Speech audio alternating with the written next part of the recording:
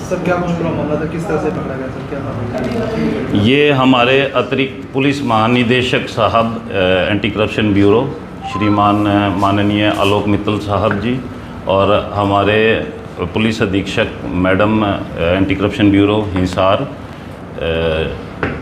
मेधा भूषण जी, उनके दिशा निर्देश पर कल हमने एक शिकायतकर्ता की शिकायत पे रेड कंडक्ट करी थी। खुशीराम है वासी गांव लुदेसर से। वो हैवी ड्राइविंग लाइसेंस के यहाँ पे हरियाणा रोडवेज डिपो जो सरसा है उसमें कोर्स कर रहे थे 26 तारीख से, और उसके लिए इनके जो यहाँ इंचार्ज थे रोडवेज डिपो के ट्रेनिंग स्कूल इंचार्ज धर्मपाल, उनके द्वारा डिमांड की गई थी 20,000 रुपये की, और फिर वो 17,000 रुपये देना तय हुआ था। और उसमें हमने कल रेड कंडक्ट करी और रेड हैंडेड धर्मपाल के और प्लस रेड हैंडेड हमने इनका जो सहयोगी था अपने मनीष, उनको हमने कल पकड़ा है, काबू किया है, नियम अनुसार अभियोग दर्ज कर दिया है, रिकवरी कर ली है। आगामी माननीय अदालत में पेश करके कार्रवाई अमल में लाई जा रही है। सर सहयोगी कैसे सहयोग करता था, कैसे लेता था? सहयोगी जहाँ तक टिल नाउ इनिशियल स्टेज है हमारी इन्वेस्टिगेशन में, उसमें अब तक यही आया है कि इन्होंने सैलरी बेस पे और कमीशन बेस पे रखा हुआ था। धर्मपाल हैं, इनको जो अब तक हमारी इनिशियल पूछताछ आई है कि पर मंथ 8,000 रुपये इनको सैलरी दी जाती थी धर्मपाल की तरफ से, मनीष जो सहयोगी है, और प्रत्येक जो एक है अपने जो ड्राइविंग लाइसेंस के एवज में रिश्वत लेते थे कैंडिडेट से, उसके लिए जो कमीशन अलग से होता था 2,000 रुपये। और ये मनीष है, ये CSC सेंटर ओनर है लोकल शहर सरसा में अपने चित्तौड़गढ़ पट्टी में, इसका स्वयं CSC सेंटर है।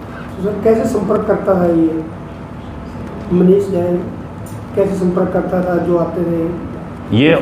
ये संपर्क जहां धर्मपाल है अपने जो training school incharge driving licence Sirsa depot में, इनके कार्यालय में ही रहता था। ये यहीं कार्यालय में आता था, और जो इनका जो भी यहाँ कैंडिडेट कोर्स जो आते थे अपने करने, उनसे ये संपर्क यहीं कर लेता था, और सभी अपने धर्मपाल के दिशा निर्देश पे देख रेख पे ये कार्य करता था। तो सर कितने समय से ये खेल चल रहा था, पैसों को लेने का, या तो ये अभी थोड़ा जल्दी होगा, इनिशियल स्टेज है। कल अभियोग दर्ज किया है और आज हम उसी सारे जो ये बिंदु है उन पे विस्तार पूर्वक जांच कर रहे हैं। जैसे भी ये सारे बिंदु क्लियर होंगे हम आपको अवगत करवाएंगे।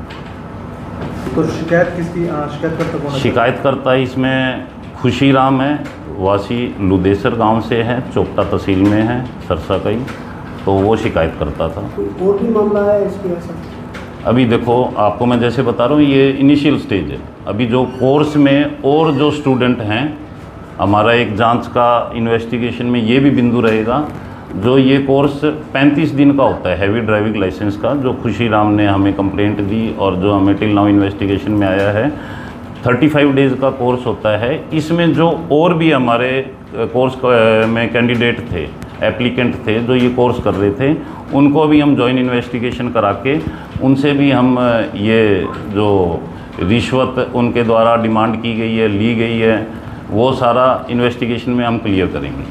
मौके पे कहाँ पकड़ा गया? ये हमने इनको इनके कार्यालय से ही कल अरेस्ट करा था, अपने जो रोडवेज डिपो सरसा है वहाँ पे इनका जो कार्यालय है ट्रेनिंग स्कूल का, वहीं इनको हमने काबू किया था। कोई नंबर शेयर करना चाहेंगे सर लोगों के लिए? नंबर बिल्कुल मैं शेयर करना चाहता हूँ। पूर्व में भी जब भी हमने ये इस प्रकार की कार्रवाई करी है, मैंने सभी से एक नंबर शेयर किया है। हमारा टोल फ्री नंबर है, अपने टोल फ्री 1064 है, बिल्कुल इजी नंबर है। जैसे डायल 112 है, उसी तरीके से 1064 एक बिल्कुल कॉमन नंबर है। कोई भी आम जन इस बारे में हमें कोई सूचना देना चाहता हो, अपनी सूचना दे के अपना नाम गुप्त रखना चाहता हो, तो वो हमसे ये रख सकता है। 1064 है, आप कभी भी इस पे कॉल करें।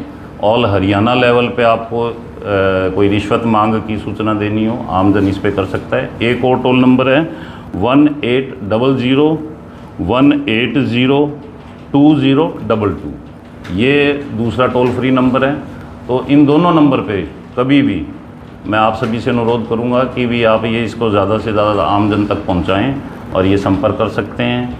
हमारा अपने हिसार में कार्यालय है, रेंज ऑफिस सरसा में कार्यालय है और अपने पंचकुला में कार्यालय है। कहीं भी सूचना दे सकता है, लिखित में दे सकता है, वर्बली दे सकता है, ईमेल के ज़रिए दे सकता है और अपने व्यक्तिगत तौर पर हमारे कार्यालय में हाजिर आके दे सकता है। जैसे अपने शिकायतकर्ता को सूट करे वो कर सकता है और टोल फ्री पे भी दे सकता है।